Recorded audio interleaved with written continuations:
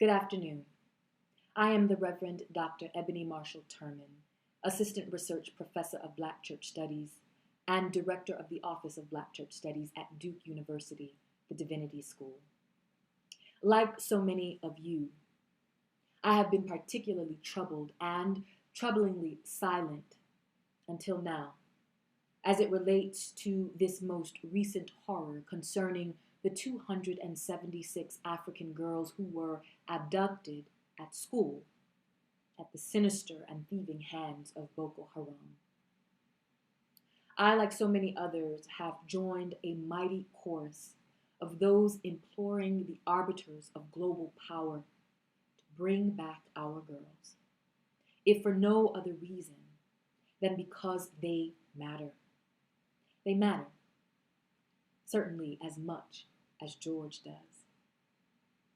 But also because I know that if they did not sit at the intersection of blackness and femaleness, which, regardless of income or scholastic privilege, classes and casts them amongst the disproportionately poor, if these girls did not sit at the intersection of blackness and femaleness and impoverishment, social and otherwise, that being black and being female engenders in the world, then the atrocity visited upon them would not have been a mere hiccup in the stream of global news before public moral outrage demanded more.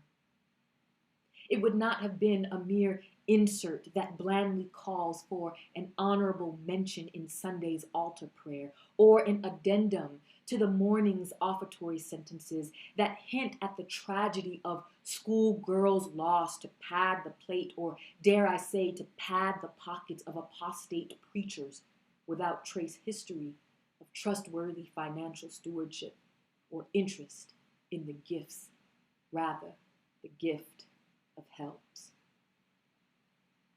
This act of terrorism, this calamity, this catastrophe, this sin against the bodies and the minds and the spirits of black girls is politically driven, as is so much else. It has everything to do with good luck not bending to the pressure from the North as it relates to the next presidential election. Boko Haram is not internal. These are external mercenaries who are tapped into a minority current presently in Nigerian government, who are trying to get their way and are using black girls to do it. In the 276, we thus see the zeitgeist. That's right. We see the spirit of the times, the reality that women and girls continue to be used as pawns in the self-aggrandizing political power games of men. As the director of the Office of Black Church Studies, I am clear that black women are used as pawns in the church for the political ends of men all the time. And if nothing else, the kidnapping of these girls should compel those of us who are on the side of justice, and even those of us who feign the just, but at least aspire toward the illusion of godliness, to sound the alarm. To sound the alarm of our faith that considers even the least of these worthy of a first response that draws attention to the everydayness of the hijacking of black girls' lives that has been systematically executed in the tragedy at Chibok, but that is being economically executed and morally executed in black churches every day. Why? Why have so many churches, not all, but so many, been overwhelmingly silent as it relates to the seizure and enslavement of African girls? But all of a sudden, some want to take up offerings to sponsor delegations to Nigeria to discuss Christian persecution. Why? have so many churches, not all, but so many, been overwhelmingly silenced by the larcenous trinity of racism and patriarchy and and greed and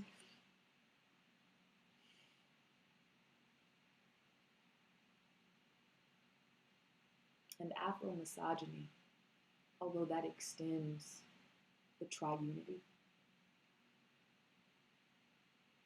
I could recount a litany of social ethical hypotheses, Hartman's ethic of perfect submission, Towns's fantastic hegemonic imagination, Briggs's racialization of the construction of social gender mythology.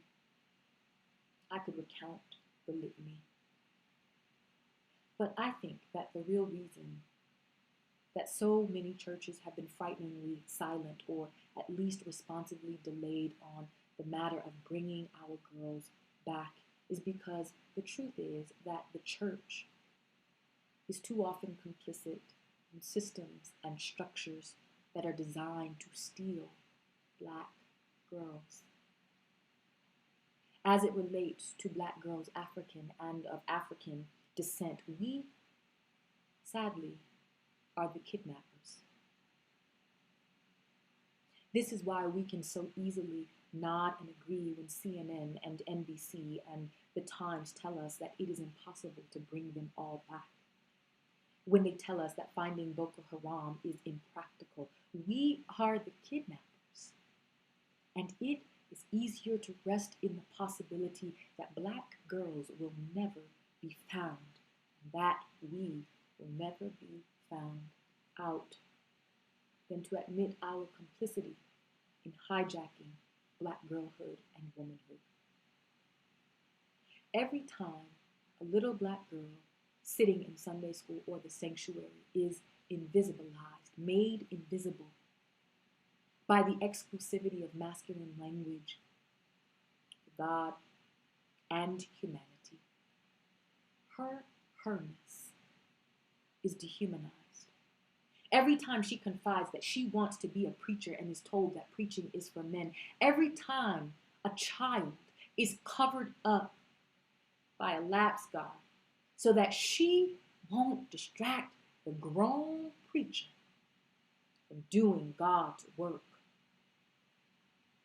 we kidnap her. We steal her.